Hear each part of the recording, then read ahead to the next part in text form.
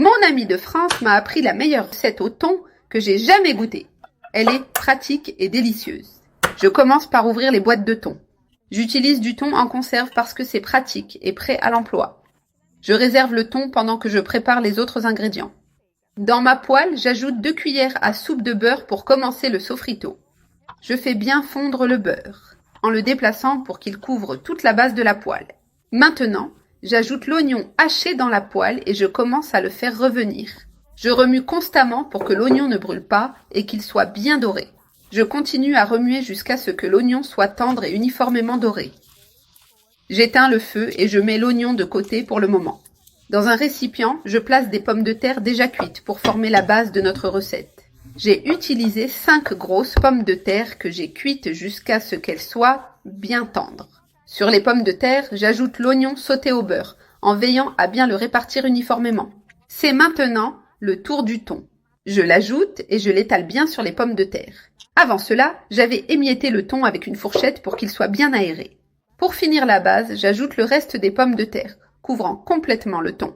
J'utilise une spatule pour égaliser et lisser les pommes de terre, laissant tout bien uniforme. Je réserve le récipient pendant que je prépare le mélange liquide.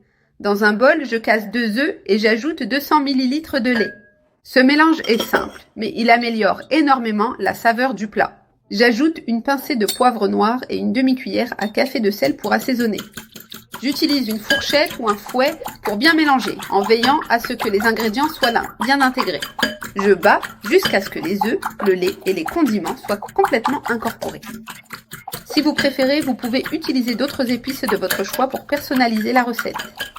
Une fois tout bien mélangé, la préparation est prête à être utilisée. Je verse ce mélange sur les pommes de terre, couvrant tout le récipient. L'idée est que le mélange se répartisse entre les couches, ajoutant de l'onctuosité au plat. Avant d'enfourner, j'ajoute du fromage mozzarella râpé par-dessus. Râpez le fromage sur la partie la plus fine de la râpe pour qu'il fonde uniformément. Vous pouvez ajuster la quantité de fromage selon votre préférence. Si vous ne souhaitez pas ajouter de fromage, vous pouvez aussi l'omettre, mais il apporte une saveur très spéciale. J'ai déjà ajouté tout le fromage. Maintenant, je mets le récipient dans le four préchauffé à 180 degrés Celsius pendant 20 minutes. Notre dîner est prêt. Le plat est bien cuit et le fromage a parfaitement fondu. Le parfum est incroyable et tous les ingrédients sont parfaitement cuits. Je mets une portion dans l'assiette pour servir.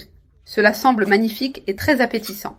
J'en ajoute un peu plus parce que c'est vraiment irrésistible. Regardez cette merveille de plat. C'est simple à préparer, mais avec une saveur spectaculaire. Les pommes de terre sont tendres, faciles à couper avec une fourchette et l'équilibre des saveurs est parfait.